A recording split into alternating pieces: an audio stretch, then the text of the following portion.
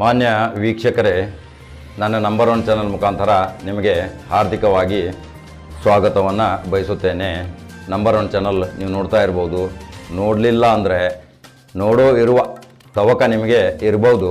ಅದಕ್ಕೆ bell button update ಮಾಡಿ ದೈನಂದಿನ ಸುದ್ದಿಗಳಿಗಾಗಿ ನಂಬರ್ 1 ಚಾನಲ್ ವಿಶೇಷವಾಗಿ ನೋಡಿ. ನಾನು ಇವತ್ತು ವಿಶೇಷ ಸುದ್ದಿಯೊಂದಿಗೆ ಕವರ್ ಸ್ಟೋರಿ ಅಂತ ಒಂದು ವಿಶೇಷ ಸುದ್ದಿಯೊಂದಿಗೆ ಬರ್ತಾ ಇದ್ದೀನಿ. ಈ ವಿಶೇಷ ಸುದ್ದಿ ಅಂದರೆ ಏನಪ್ಪ, ಎಲ್ರಿಗೂ ನಿಮಗೂ ಕುತೂಹಲ ಆಗ್ತಿರ್ಬೋದು. ಯಾಕೆಂದರೆ ನಾನು ಒಂದು 25-30 ವರ್ಷದ ಇತಿಹಾಸ, 25-30 ವರ್ಷದಲ್ಲಿ ಆದಂಥ ಅನುಭವಗಳ ಬಗ್ಗೆ ಒಂದು ಕೆಲವು ವಿಷಯಗಳನ್ನು ನಾನು ಹೇಳ್ತೀನಿ. ಪತ್ರಿಕೋದ್ಯಮಿ ಅಂದರೆ ಏನಪ್ಪ, ಪತ್ರಕರ್ತ ಯಾರು, ಪತ್ರಕರ್ತ ಯಾರಿಗಂತಾನೆ, ಪತ್ರಕರ್ತನಿಗೆ ಇರುವ ಅರ್ಹತೆಗಳೇನು, ಪತ್ರಕರ್ತ ಯಾವ ರೀತಿಯಿಂದ ಸುದ್ದಿಗಳನ್ನು ಬರೆಯಬೇಕು, ಟೈಟಲ್ ಮೇಕರ್ ಅಂತ ಯಾರಿಗಂತಾರೆ. ನೋಡಿ, ನಾನು ಅನೇಕ ದೊಡ್ಡ ದೊಡ್ಡ ದಿನಪತ್ರಿಕೆಗಳಲ್ಲಿ ಕೆಲಸ ಮಾಡುವಾಗ ನನಗೆ ಟೈಟಲ್ ಮೇಕರ್ ಸೈಯದ್ ಅಂತಿದ್ರು ಬೆಂಗಳೂರಲ್ಲಿ. ಟೈಟಲ್ ಮೇಕರ್ ಸೈಯದ್ ಅಂದರೆ ಏನಪ್ಪ? ಟೈಟಲ್ ಮೇಕರ್ ಸೈಯದ್ ಅಂದರೆ ತಲೆಬರಹ ಬರೆಯೋದು. ತಲೆಬರಹ ಅಂದರೆ ಏನು? ಯಾವುದೋ ಒಂದು ಜಿಲ್ಲೆಯಿಂದ ಸುದ್ದಿ ಬರ್ತಿತ್ತು, ರಾತ್ರಿ 11 ಗಂಟೆವರೆಗೆ ನಾವು ಅವಿರತ ಶ್ರಮ ಪಡಬೇಕಾಗ್ತಿತ್ತು. 11 ಗಂಟೆಗೆ ಒಂದು ಪೇಜನ್ನು ನಾವು ಬ್ಲ್ಯಾಂಕ್ ಇಡ್ತಿದ್ವಿ. ಯಾವುದು ವಿಶೇಷ ಸುದ್ದಿಗೋಸ್ಕರ. ಪೊಲೀಸ್ ಠಾಣೆಗಳಿಗೆ ಫೋನ್ ಮಾಡಿ ಏನಾದರೂ ಅಪಘಾತ ಆಗಿದಾವ, ಏನಾದರೂ ಆತ್ಮಹತ್ಯೆ ಆಗಿದಾವ, ಯಾವುದಾದ್ರೂ ಒಂದು ವಿಶೇಷ ಸುದ್ದಿ ಇದೆಯಾ ಅಂತ ಫೋನ್ ಮಾಡಿ ಕೇಳಿಕೊಂಡು, ಅವಾಗ ಆ ಲ್ಯಾಂಡ್ಲೈನ್ ಮುಖಾಂತರ ನಾವು ಕೇಳಿ ಸುದ್ದಿಯನ್ನು ಸಂಗ್ರಹ ಮಾಡಿಕೊಂಡು ಒಂದು ಪೇಜ್ ಮಾಡ್ತಿದ್ವಿ. ಆ ಪೇಜನ್ನು ಫಿಲ್ಲಪ್ ಮಾಡ್ಬೇಕಾದ್ರೆ ರಾತ್ರಿ ನಮಗೆ 11:30 ಆಗ್ತಿತ್ತು. ಆವಾಗ ಪತ್ರಿಕೆ ಹೊರಗೆ ಬಂದ ತಕ್ಷಣ ಒಂದು ಏನೋ ಹೆರಿಗೆಯ ಅನುಭವ ನಮಗೆ. ಹೆರಿಗೆ ಆಯ್ತಪ್ಪ, ಒಳ್ಳೇದಾಯಿತು ಅಂತ. ಇಂಥ ಕ್ಲಿಷ್ಟಕರ ಪರಿಸ್ಥಿತಿಯಲ್ಲಿ ನಾವು ಪತ್ರಿಕೋದ್ಯಮದಲ್ಲಿ ಕಾರ್ಯನಿರ್ವಹಿಸಿದ್ದೀವಿ. ಆವಾಗ ಯಾವುದೇ ರೀತಿಯ ತಂತ್ರಜ್ಞಾನ ಇದಿರಲಿಲ್ಲ, ಯಾವುದೇ ರೀತಿಯ ಆಧುನಿಕ ಸೌಲಭ್ಯಗಳಿರಲಿಲ್ಲ. ಕೇವಲ ಪೆನ್ನು ಬರಹ, ಒತ್ತಕ್ಷರ, ವ್ಯಂಜನ, ಕಾಮ, ಪ್ರತಿಯೊಂದು ಉದ್ಗಾರಕ ಚಿಹ್ನ, ಪೂರ್ಣ ವಿರಾಮಗಳನ್ನು ನಾವು ಬಹಳ ಕೂಲಂಕುಷವಾಗಿ ನೋಡಿ ಅದನ್ನು ಬರಿತಿದ್ವಿ. ಯಾಕಂದರೆ ಪತ್ರಿಕೋದ್ಯಮದಲ್ಲಿ ಒಂದು ಬಹಳ ಮಹತ್ವವಾದ ವಿಷಯ ಏನಂದರೆ, ಬರೆಯೋಣಕ್ಕಿಂತ ಓದುವವನು ಜಾಣ ಅಂತ. ಬರೆಯೋಣಕ್ಕಿಂತ ಓದುವವನು ಜಾಣ. ಯಾವಾಗ ನಾವು ತಪ್ಪು ಬರೆದ್ರೆ ತಕ್ಷಣ ನಮ್ಮ ತಪ್ಪನ್ನು ಹಿಡಿಯೋರು. ಏನು ಸರ್, ನಿನ್ನೆ ಹೇಗೆ ವ್ಯಾಕರಣ ಇಲ್ಲ, ವ್ಯಂಜನ ಇಲ್ಲ, ಅದಕ್ಕೆ ಯಾವುದೋ ಒಂದು ರೀತಿಯ ಸಮರ್ಪಕವಾದ ಹೋಲಿಕೆ ಇಲ್ಲ, ಸಂದರ್ಭದೊಡನೆ ಸ್ಪಷ್ಟೀಕರಣ ಇಲ್ಲ, ಏನಾದರೂ ಬರೆದಿದ್ರಲ್ಲ ಅಂತ ನಮಗೆ ಬೆಳಗ್ಗೆ ಹೇಳ್ತಿದ್ರು.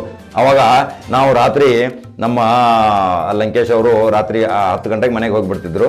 ಮನೆಗೆ ಹೋದ ತಕ್ಷಣ ಏನಪ್ಪ ನೋಡು, ಈಗ ವಾರ ಪತ್ರಿಕೆ ಇದೆ, ನಮ್ಮದು ಕೆಲಸ ಭಾಳ ಇದೆ, ಏನಾದರೂ ನಿರ್ವಹಿಸುವಂತ ಹೋಗ್ತಿದ್ರು. ನಾವು ಹೋಗ್ಬಿಡ್ತೀವಿ. ನಾವು ನೋಡಿಕೊಂಡು ಅವರ ಹೇಳಿದ ಮಾರ್ಗದರ್ಶನದಂತೆ ನಾವು ಪ್ರತಿಯೊಂದು ಒತ್ತಕ್ಷರಗಳನ್ನು, ಪ್ರತಿಯೊಂದು ಅಕ್ಷರಗಳನ್ನು ನೋಡಿ ಜೋಡಿಸಿ ಒಂದು ಟೈಪ್ ಮಾಡಿ ಪ್ರಿಂಟ್ ತೆಗೆದು ಅದನ್ನು ಪ್ರೂಫ್ ರೀಡ್ ಮಾಡಿ ಆಮೇಲೆ ಓಕೆ ಅಂತ ನಾವು ಮನೆಗೆ ನಾವು ತಲುಪಬೇಕಾದ್ರೆ ನಮಗೂ 12:30 1 ಗಂಟೆ ಆಗ್ತಿತ್ತು.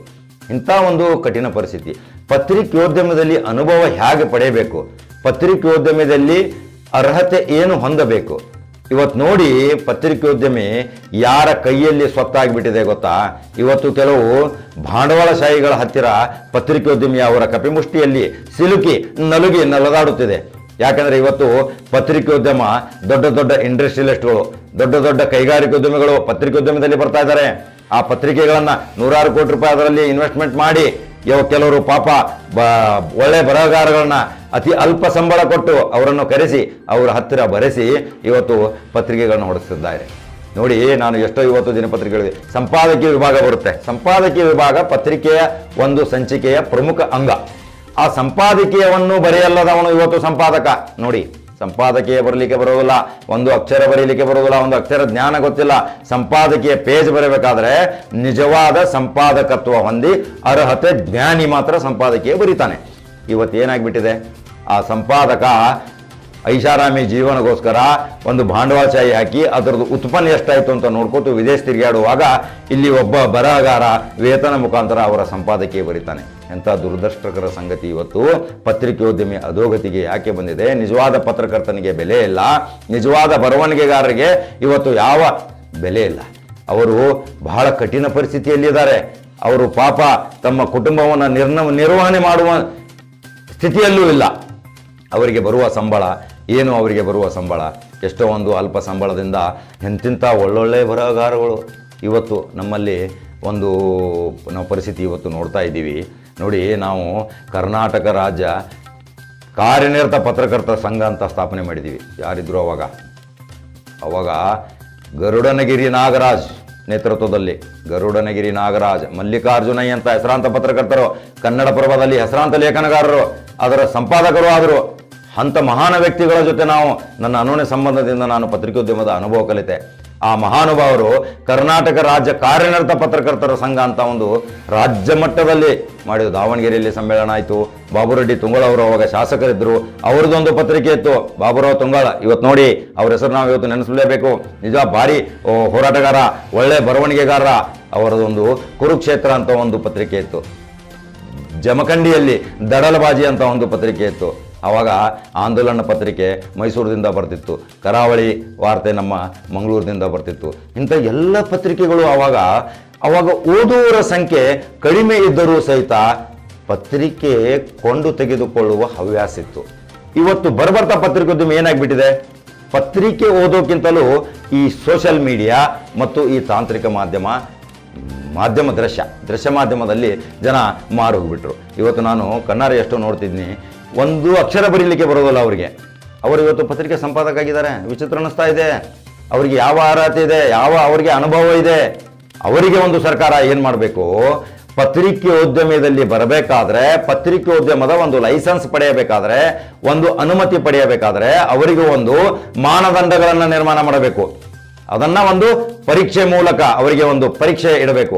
ಆ ಪರೀಕ್ಷೆಯಲ್ಲಿ ಉತ್ತೀರ್ಣರಾದರೆ ಮಾತ್ರ ಅವರಿಗೆ ಒಂದು ಅನುಮತಿ ಪತ್ರ ಕೊಡಬೇಕು. ನೋಡಿ, ಪ್ರಜಾಪ್ರಭುತ್ವದ ಬೆಳವಣಿಗೆ ಅಂದರೆ ಏನು ಒಂದು ಸಮೀಕ್ಷೆ ಮಾಡಿ. ನಾನು ನಮ್ಮ ಪತ್ರಿಕೋದ್ಯಮಿ ಹಳೆ ಮಿತ್ರರ ಜೊತೆ ನಾವು ಇರ್ತಿದ್ವಿ. ದಾವಣಗೆರೆ ನಮ್ಮ ಜಫರುಲ್ಲಾ ಅವರೆಲ್ಲ ಹಳೆ ಜನ ನಮ್ಮದು ಎಲ್ಲ. ಇಂಥವ್ರೆಲ್ಲರ ಜೊತೆ ನಾವು ಇರುವಾಗ ಆವಾಗ ನಾವು ರಾತ್ರಿ ರೂಮಿಗೆ ಬಂದಾಗ ಕಾಂಪಿಟೇಷನ್ ಮಾಡ್ತಿದ್ವಿ, ಸ್ಪರ್ಧೆ. ಏನು ಸ್ಪರ್ಧೆ ಮಾಡ್ತಿದ್ವಿ ಹೇಳಿ ನೋಡೋಣ, ಎಷ್ಟೊಂದು ವಿಚಿತ್ರ.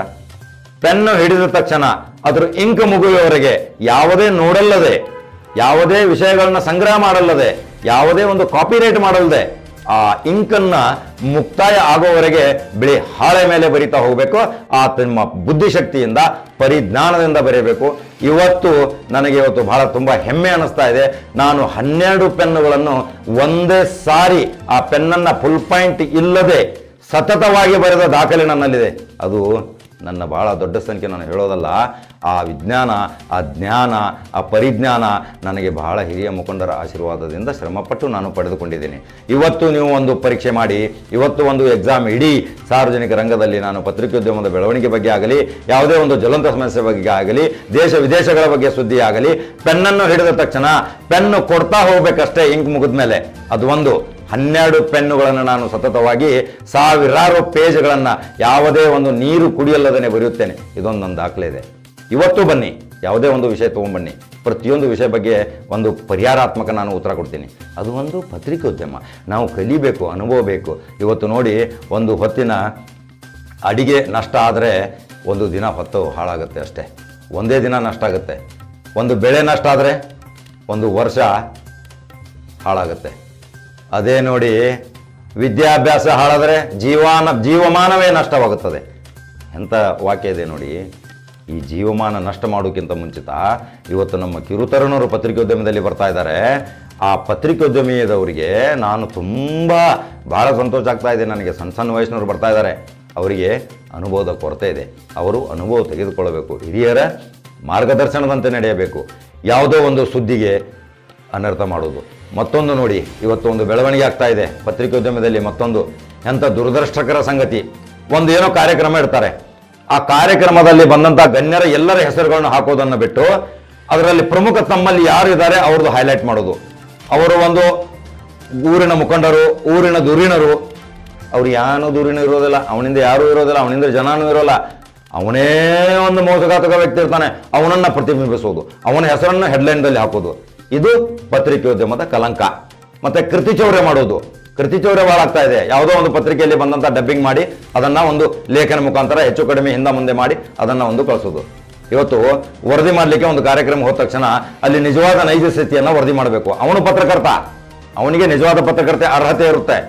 ಅದನ್ನು ಬಿಟ್ಟು ಅವನು ಉದ್ಘಾಟನೆ ಮಾಡಿದವರು, ಅಲ್ಲಿ ಉಪಸ್ಥಿತರಿದ್ದಂಥ ಜನಸಾಮಾನ್ಯರು ಪ್ರತಿಯೊಬ್ಬರಿಗೂ ತಮ್ಮ ಹೆಸರು ಪತ್ರಿಕೆಯಲ್ಲಿ ಬರಬೇಕು, ತಮ್ಮ ಹೆಸರು ನಮ್ಮ ಬೆಳಕಿಗೆ ಬರಬೇಕು ಅನ್ನೋ ಮನೋಭಾವನೆ ಇದ್ದವರು ಆ ವೇದಿಕೆಯಲ್ಲಿ ಇರ್ತಾರೆ. ಅದನ್ನು ಬಿಟ್ಟು ಒಬ್ಬನ ಹೆಸರನ್ನು ಪ್ರತಿಬಿಂಬಿಸುವುದು, ಆ ಇದ್ದಂಥ ವ್ಯಕ್ತಿಯನ್ನ ಹೆಸರನ್ನು ಕಟ್ ಮಾಡುವುದು, ಇಂಥ ಪತ್ರಿಕೋದ್ಯಮದಲ್ಲಿ ಅದು ನೀಚ ಪ್ರವೃತ್ತಿ ಅಂತಾರೆ. ಆ ನೀಚ ಪ್ರವೃತ್ತಿಯಿಂದ ಪತ್ರಿಕೋದ್ಯಮಿಗಳು, ಪತ್ರಕರ್ತರು ದೂರ ಆಗಬೇಕು. ಯಾವುದೋ ಒಂದು ಯಾರೋ ಹತ್ರ ಬರೆಸಿ ಒಂದು ಸುದ್ದಿ ಕಳಿಸೋದು ಪತ್ರಿಕೆ ಉದ್ಯಮದ ಲಕ್ಷಣ ಅಲ್ಲ.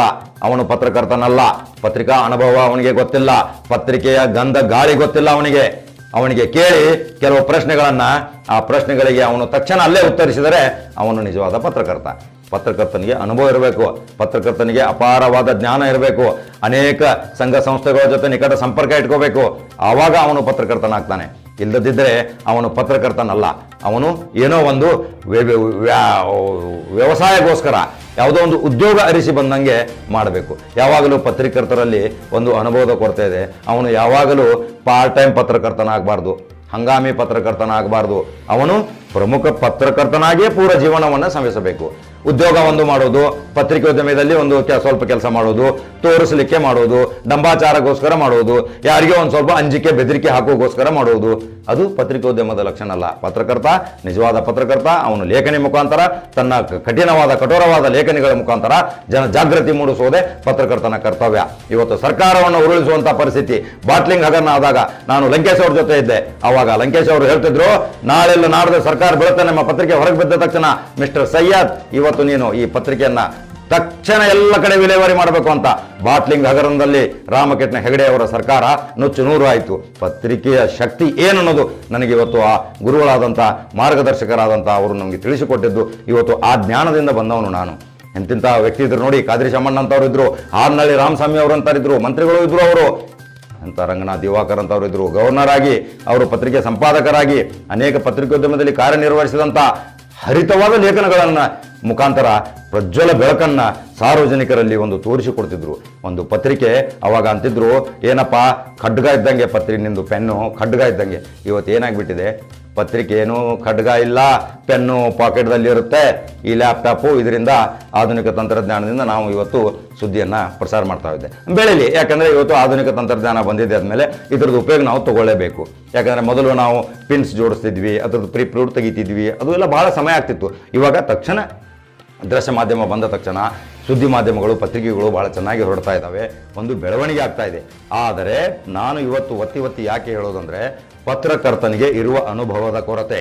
ಪತ್ರಿಕೋದ್ಯಮದಲ್ಲಿ ಅಪಾರವಾದ ಅನುಭವ ಬೇಕು. ಪತ್ರಕರ್ತ ತೀಕ್ಷ್ಣ, ನೇರ, ನಿಟ್ಟ, ನಿರಂತರವಾಗಿ ಇರಬೇಕು. ಯಾವುದೇ ಆಮಿಷಗಳಿಗೆ ಒಳಗಾಗದೆ ಅವನು ತನ್ನ ನೈಜ ಸುದ್ದಿಯನ್ನು ಸಾರ್ವಜನಿಕರಿಗೆ ಮುಟ್ಟಿಸಬೇಕು. ಬಡ ಜನರ, ಕೂಲಿಕಾರರಿಗೆ, ಭಿನ್ನ ದಲಿತರ, ಕೆಲವು ಹಿಂದುಳಿದ ವರ್ಗದವರು, ಬಹಳ ತುಳಿತಕ್ಕೊಳಗಾದವರು, ಅವರ ಶೋಷಣೆಗೆ ನಿಲ್ಲಿಸಲಿಕ್ಕೆ ಆ ಹರಿತವಾದ ಲೇಖನಿಯಿಂದ ಆ ಪತ್ರಕರ್ತ ಮುಂದೆ ಬಂದರೆ ಆ ಪತ್ರಿಕೋದ್ಯಮದಲ್ಲಿ ಒಂದು ಮಹತ್ವವಾದ ಸಾಧನೆ ಮಾಡಿದಂಗಾಗುತ್ತೆ. ನನಗೆ ನೋಡಿ, ಕರ್ನಾಟಕ ರಾಜ್ಯ ಪತ್ರಕರ್ತರ ಸಂಘದ ವತಿಯಿಂದ, ಆಮೇಲೆ ಕರ್ನಾಟಕ ಪತ್ರಕರ್ತರ ಸಂಘ, ಬೆಂಗಳೂರಲ್ಲಿ ಅನೇಕ ಪತ್ರಕರ್ತರ ಸಂಘರು, ನಮ್ಮ ಹಳೆ ನನ್ನ ತಲೆಮಾರುಗಳ ನನ್ನ ಮಿತ್ರರು ಇದ್ದರು. ಆ ಮಿತ್ರರು ಎಲ್ಲರೂ ಕೂಡ್ಕೊಂಡು ನಾವು ವಿಧಾನಸಭೆಯಲ್ಲಿ, ನಾವು ಪತ್ರಿಕಾ ಗ್ಯಾಲರಿಯಲ್ಲಿ ಕೂಡುವಾಗ ನಮಗೆ ಅನೇಕ ಅನುಭವಗಳು ಆಗ್ತಿದ್ವು. ಹೊರಗೆ ಬಂದ ತಕ್ಷಣ KH ಪಾಟೀಲ್ರಂಥವರು, ಬನ್ನಿ ಸ್ನೇಹಿತರೆ, ಇವತ್ತು ಟೀ ಕುಡಿಯೋಣ ಎಲ್ಲರೂ ಕೂಡಿ, ನಾವೆಲ್ಲರ ಸ್ನೇಹಿತರು ಅಂತ ಒಳ್ಳೆಯ ಸುದ್ದಿಗಳನ್ನು ಹಾಕಿ, ನಾವೇನೋ ಇಲ್ಲಿ ವಿಧಾನಸೌಧದಲ್ಲಿ ಒಂದು ಸ್ವಲ್ಪ ಸ್ವಲ್ಪ ಏನೋ ಎಡರು ತೊಡರು ಮಾಡ್ಕೊಳ್ತೀವಿ, ಏನೋ ಒಂದು ನಾವು ಜಗಳಾಡ್ತೀವಿ, ಒಂದು ಒಳ್ಳೆಗೋಸ್ಕರ ಜಗಳಾಡ್ತೀವಿ, ಅದನ್ನು ಭಾಳ ಪ್ರತಿಬಿಂಬಿಸಬೇಡಿ. ಯಾಕಂದರೆ ಸಾರ್ವಜನಿಕರಿಗೆ ಒಂದು ತಪ್ಪು ಸಂದೇಶ ಹೋಗುತ್ತದೆ. ಸರ್ಕಾರಿ ಕೆಲಸ ದೇವರ ಕೆಲಸ, ದೇಗಲಿದಂಥ ವಿಧಾನಸೌಧ ಕೆಂಗಲ ಹನುಮಂತವರ ಕಟ್ಟಿದ್ದು. ನೀವು ಇವತ್ತು ನಮ್ಮ ವಿಷಯಗಳನ್ನು ಸಂಕ್ಷಿಪ್ತವಾಗಿ ಒಳ್ಳೆಯದನ್ನು ಬರೀರಿ. ಆ ಒಳ್ಳೆಯದನ್ನು ಬರೆದರೆ ಜನರಿಗೆ ಒಂದು ಒಳ್ಳೆಯ ಅವಕಾಶ ಸಿಗುತ್ತೆ. ನಮ್ಮ ರಾಜಕಾರಣಿಗಳು ಒಳ್ಳೆಯದನ್ನು ಮಾಡ್ತಾ ಇದ್ದಾರೆ ಅಂತ. ಇವತ್ತು ಏನಾಗಿಬಿಟ್ಟಿದೆ, ಲೈವ್ ಆಗಿಬಿಟ್ಟಿದೆ ಎಲ್ಲ. ಇವತ್ತು ವಿಧಾನಸೌಧದಲ್ಲಿ ಏನು ಗಲಾಟೆ, ಗಲಭೆ, ತಂಟೆ, ತಕರಾರುಗಳು, ಯಾರು ಏನು ಮಾತಾಡಿದ್ದು, ಎಂತೆಂಥ ಅಹಿತಕರ ಘಟನೆಗಳು ಅಂತ ಪವಿತ್ರ ಒಂದು ವಿಧಾನಸೌಧದಲ್ಲಿ ಆಗ್ತಾ ಇದೆ ಅಂದರೆ ವಿಷಾದಕರ ಸಂಗತಿ. ಇವತ್ತು ಅವರ ಸಂಗತಿಗಳು, ಅವರು ಮಾಡುತ್ತಿರುವಂಥ ದುರದೃಷ್ಟಕರ ಘಟನೆಗಳು ಇವತ್ತು ನಾವು ಲೈವ್ ಮುಖಾಂತರ ಎಲ್ಲರೂ ನೋಡ್ತಾ ಇದ್ದೀವಿ. ಅವಾಗೆ ಮನಸಾರೆ ಜನರಿಗೆ ಏನಾಗಿಬಿಟ್ಟಿದೆ, ರಾಜಕಾರಣ ಕೆಟ್ಟೋಗ್ಬಿಟ್ಟಿದೆ ಅಪ್ಪ. ಪತ್ರಿಕೋದ್ಯಮ, ಕಾರ್ಯಾಂಗ, ಶಾಸಕಾಂಗ, ನ್ಯಾಯಾಂಗ, ಇದು ಒಂದು ಪತ್ರಿಕಾರಂಗ, ಅದೂ ಪತ್ರಿಕಾರಂಗ ಕೆಟ್ಟೋಗ್ಬಿಟ್ಟಿದೆ ಅಪ್ಪ. ಏನು ಇವತ್ತು ಸ್ಫೋಟಕ ಮಾಹಿತಿ, ಬ್ರೇಕಿಂಗ್ ನ್ಯೂಸು ಇಂಥವೆಲ್ಲ ಬಂದು ಜನರನ್ನು ಒಂದು ಎದೆ ಹೊಡೆಯೋ ಕೆಲಸ ಮಾಡ್ತಾ ಇದ್ದಾರಲ್ಲಪ್ಪ ಅಂತ ಪತ್ರಿಕರ್ತರಿಗೆ ಭಾಳ ಒಂದು ಅಪಾರವಾದ ಗೌರವ ಇದೆ. ಆ ಪತ್ರಿಕೋದ್ಯಮದ ಗೌರವವನ್ನು ನಾವು ಕಾಪಾಡಿಕೊಳ್ಳಬೇಕು. ಆ ಕಾಪಾಡಿಕೊಂಡ್ರೆ ಇವತ್ತು ನಾವು ಪತ್ರಿಕೋದ್ಯಮದಲ್ಲಿ ಬರೀಬೋದು. ನಾನು ಇವತ್ತು ಇನ್ನೂ ಯುವಕರಿಗೆ ಎಷ್ಟೋ ಜನರಿಗೆ ಹೇಳ್ತಾ ಇದ್ದೀನಿ, ಪತ್ರಿಕೋದ್ಯಮದ ಅನುಭವ ಕೊರತೆ ಇದ್ದರೆ ನೀವು ನೇರವಾಗಿ ನನ್ನ ಹತ್ರ ಬನ್ನಿ. ನನಗೆ ತಿಳಿದಷ್ಟು ಮಟ್ಟ ಅನ್ನುವಂಥದ್ದು ನಾನು ತಿಳಿಸುತ್ತೇನೆ. 30 ವರ್ಷಗಳ ಇತಿಹಾಸ ನನ್ನ ಪತ್ರಿಕೋದ್ಯಮದಲ್ಲಿದೆ. ಅನೇಕ ಪತ್ರಿಕೆಗಳಲ್ಲಿ ವಿಶೇಷ ಲೇಖನಗಳನ್ನು ಬರೆದಿದ್ದೀನಿ. ಅನೇಕ ಪತ್ರಕರ್ತರ ಜೊತೆ ನಾನು ನಿಕಟ ಸಂಪರ್ಕವನ್ನು ಮಾಡಿದ್ದೀನಿ. ಅಂತಿಂಥ ಕಠಿಣ ಪರಿಸ್ಥಿತಿಗಳನ್ನು ನಾವು ತೆಗೆದು ಒಂದು ಪತ್ರಿಕೋದ್ಯಮವನ್ನು ಒಂದು ಮಹಾಪೂರ್ವವಾಗಿ ನಾವು ಬೆಳೆಸಿದ್ದೀವಿ. ಇವತ್ತು ಆ ಅನುಭವನೇ ಇವತ್ತು ನಾನು ನೇರವಾಗಿ ಒಂದು ಎಲೆಕ್ಟ್ರಾನಿಕ್ ಮೀಡಿಯಾ ಮುಂದೆ ಕುಂತು ಇವತ್ತು ನೇರವಾಗಿ ಯಾವುದೇ ನೋಡಲ್ದನೆ ಮಾತನಾಡುವಂಥ ಶಕ್ತಿ ಕೊಟ್ಟದ್ದು ಆ ಪುಣ್ಯಾತ್ಮ ಪರಮಾತ್ಮ ನನ್ನ ತಂದೆ ತಾಯಿಗಳ ಆಶೀರ್ವಾದದಿಂದ ಇವತ್ತು ನಾನು ಈ ಮಟ್ಟಕ್ಕೆ ಬೆಳೆದಿದ್ದು. ಅನೇಕ ಪುಣ್ಯಕ್ಷೇತ್ರಗಳಿಗೆ ಭೇಟಿ ಕೊಟ್ಟಾಗ, ಅನೇಕ ಪುಣ್ಯಕ್ಷೇತ್ರಗಳ ಮಠಾಧೀಶರು ನನಗೆ ಸತ್ಕಾರ ಮಾಡಿದಾಗ ನನಗೆ ಆದ ಅನುಭವಗಳನ್ನ ಇವತ್ತು ನಾನು ಹೇಳ್ತಾ ಇದ್ದೀನಿ. ಈ ಅನುಭವದ ಕೊರತೆ ಯಾವಾಗ ಆಗತ್ತೆ ಅದು ಗೊತ್ತಾ? ನಾನು ಈ ಪತ್ರಿಕೋದ್ಯಮದಿಂದ ದೂರ ಆದೇನಪ್ಪ ಅಂತ ಅನಿಸುತ್ತೆ. ಯಾರು ದೂರ ಆದರೂ ನನ್ನ ಜೊತೆ ಇದ್ದವರು ಅವರು ಪಾಪ ತೀರಿಕೊಂಡು ಹೋದರು, ದಿವಂಗತರಾದರು. ಆವಾಗ ನನಗೆ ಕೊರತೆ ಅನಿಸುತ್ತೆ. ನನ್ನ ಎಡಬಲ ಇದ್ದು ನಾವು ಒಂದು ಒಕ್ಕೂಟದಲ್ಲಿ ಕೂತ್ಕೊಂಡು ಹೋಗ್ತಿದ್ವಿ. ಧಾರವಾಡದ ಮಿರ್ಚಿ ಬಜಿ ಇನ್ನೂ ನಮಗೆ ನೆನಪಿದೆ. ಮಂಡಕ್ಕಿ ತಿಂದು ನಾವು ಪತ್ರಿಕೋದ್ಯಮದಲ್ಲಿ ಕೆಲಸ ಮಾಡಿದ್ದೀವಿ. ಬೆಳಗಾವಿಯಲ್ಲಿ ಕನ್ನಡಮ್ಮದಲ್ಲಿ ಮಾಡಿದ್ದೀವಿ. ಆವಾಗ ಮಾನ್ಯ ಟೋಪನ್ ಅವರಿದ್ದರು. ಆ ಟೋಪನ್ ಅವರವರ ಪತ್ರಿಕೆ ರಾತ್ರಿ ತೆಗೆಯೋದು ಅಂದರೆ ಬೆಳಗ್ಗೆ ಗಲಾಟೆ ಕಲ್ಲು ತೂರಾಟ ಆಗ್ತಿತ್ತು. ಕನ್ನಡ ಮರಾಠಿ ಭಾಷಿಕರ ದೊಡ್ಡ ವೈಷಮ್ಯದ ವಾತಾವರಣ. ಆವಾಗ ಅಣ್ಣಪ್ಪ ಮಮದಾಪುರ ಅಂತ ದೈವಿ ಪುರುಷ ಪಾಪ ಇವತ್ತು ನಮ್ಮ ಮುಂದೆ ಇಲ್ಲ. ಕನ್ನಡದ ಕಹಳೆ ಊದಿದ ಕನ್ನಡ ಹೋರಾಟದ ಪ್ರಮುಖ ರೂವಾರಿ ಆ ಅಣ್ಣಪ್ಪ ಮಮದಾಪುರ್. ಇವತ್ತು ಆ ಕನ್ನಡಮ್ಮ ಪತ್ರಿಕೆ 10 ನಯಾ ಪೈಸೆ ಇತ್ತು. ಒಂದು ತಗಡಿನ ಲಳಿಗೆ ತೆಗೆದುಕೊಂಡು ಊದುತ್ತಾ ಹೋಗಿ ಕನ್ನಡಮ್ಮ ಅಂತ ಮರಾಠಿ ಭಾಷಿಕರ ಮನೆ ಮುಂದೆ ಹೋಗಿ ಅವರ ಅಂಗಡಿಗಳ ಮುಂದೆ ಹೋಗಿ ಪತ್ರಿಕೆ ಹಂಚಿದ್ರು. ಆವಾಗ ಅಣ್ಣಾಪುರ ಮಮದಾಪುರ ಮೇಲೆ ಆದ ಹಲ್ಲೆ, ನೂರಾರು ಹಲ್ಲೆಗಳು ಆದರೂ ಸಹಿತ ಮತ್ತೆ ಎದ್ದು ಬಂದು ಮತ್ತೆ ಪತ್ರಿಕೆ ತೆಗೆದುಕೊಂಡು ಹೋರಾಟ ಮಾಡಿ ಮಹಾರಾಷ್ಟ್ರ ಏಕೀಕರಣ ಸಮಿತಿಯವರ ಪುಂಡಾಟಿಕೆಯನ್ನು ತಡೆ ಒಡ್ಡಿದಂಥ ಅಣ್ಣಪ್ಪ ಮಮದಾಪುರ ಅವರ ಹೆಸರು ಇವತ್ತು ನಾವು ಪ್ರಸ್ತಾಪ ಮಾಡಲೇಬೇಕು. ಇವತ್ತು ನಮ್ಮ ಕನ್ನಡ ಚಳವಳಿಗಾರರು, ನಮ್ಮ ಕನ್ನಡ ಸಂಘ ಸೇನೆಯವರು, ಕನ್ನಡ ಸಂಘ ಸಂಸ್ಥೆಯವರು ಇವತ್ತು ಅಣ್ಣಪ್ಪ ಮಮದಾಪುರ ಅವರ ಹೆಸರನ್ನು ನಾವು ಎಲ್ಲಾದರೂ ಒಂದು ಸ್ಮಾರಕವಾಗಿ ಇಡಬೇಕು. ಯಾಕಂದರೆ ಅವರು ಕಹಳೆ ಊದಿದಂಥ ಒಂದು ಧೀಮಂತ ನಾಯಕರು. ಅವರು ಎಲ್ಲವನ್ನೂ ಬಿಟ್ಟು ಬಂದು ಪಾಪ ಬೆಳಗಾವಿಯಲ್ಲಿ ಎಲ್ಲೋ ಬಸ್ ಸ್ಟ್ಯಾಂಡಲ್ಲಿ ಮಲಗಿ ಏನೋ ಒಂದು ತಿಂಡಿ ತಿಂದು ಅವ ಕನ್ನಡಮ್ಮ ಪತ್ರಿಕೆಯನ್ನು ಪ್ರತಿ ಹಳ್ಳಿಗಳಲ್ಲಿ ಮುಟ್ಟಿಸ್ತಿದ್ರು. ಅಂಥ ಮಹಾನ್ ವ್ಯಕ್ತಿಗಳು ಇವತ್ತು ನಮ್ಮಲ್ಲಿಲ್ಲ. ಅವರಿಗೆ ನಾವು ಅವರ ಆತ್ಮಕ್ಕೆ ಶಾಂತಿ ಸಿಗಲೆಂದು ನಾವು ಪ್ರಾರ್ಥಿಸೋಣ. ಪತ್ರಿಕೋದ್ಯಮದ ಅನುಭವದ ಕೊರತೆ, ಪತ್ರಿಕೋದ್ಯಮದಲ್ಲಿ ಒಂದು ಧೀಮಂತ ಸಾಧನೆ ಮಾಡಬೇಕು, ಪತ್ರಿಕೋದ್ಯಮದಲ್ಲಿ ಇನ್ನೂ ಒಂದು ಮಹಾನ್ ಸಾಧನೆ ಮಾಡಬೇಕು, ನನ್ನಂತೆ ಸಾಧನೆ ಎಲ್ಲರೂ ಮಾಡಬೇಕು ಅನ್ನೋ ಮನೋಭಾವನೆಯಿಂದ ಈ ಮತ್ತೆ ನಾನು ನಂಬರ್ 1 ಚಾನಲ್ ಮುಖಾಂತರ ಪ್ರಿಂಟ್ ಮೀಡಿಯಾ ಬಿಟ್ಟು ದೃಶ್ಯ ಮಾಧ್ಯಮದೊಂದಿಗೆ ಧುಮುಕಿದ್ದೇನೆ. ಇದಕ್ಕೆ ನಿಮ್ಮ ಸಹಾಯ ಸಹಕಾರ ಬೇಕು. ಸಬ್ಸ್ಕ್ರೈಬ್ ಆಗ್ತಾ ಇರಿ, ಬೆಲ್ ಬಟನ್ ಒತ್ತಿ ಅಪ್ಡೇಟ್ಗಾಗಿ. ನನಗೆ ಸಾವಿರಾರು ಸದಸ್ಯರಾದರೆ ಎಲ್ಲರೂ ನನ್ನ ಸುದ್ದಿಯನ್ನು ನೋಡ್ತಾ ಇದ್ದಾರೆ ಅನ್ನೋದು ನನಗೆ ಅನುಭವ ಆಗುತ್ತೆ. ದಯವಿಟ್ಟು ಎಲ್ಲರೂ ನನ್ನ ಜೊತೆ ಈ ಅಭಿಯಾನಕ್ಕೆ ಸಹಕಾರ ಕೊಡಿ. ಇವತ್ತಿನ ವಿಶೇಷ ಸುದ್ದಿ ಏನೆಂದರೆ, ಪತ್ರಕರ್ತನೆಂದರೆ ಯಾರು, ಪತ್ರಕರ್ತನಿಗೆ ಇರುವ ಅನುಭವ, ಪತ್ರಕರ್ತನಿಗೆ ಇರುವ ಕೊರತೆ, ಇದು ನನ್ನ ಅಂತರಾತ್ಮದ ಧ್ವನಿ. ಮತ್ತೆ ನಾಳೆ ಮಹತ್ವವಾದ ಒಂದು ಕವರ್ ಸ್ಟೋರಿಯೊಂದಿಗೆ ಬರುತ್ತೇನೆ. ನಮಸ್ಕಾರ.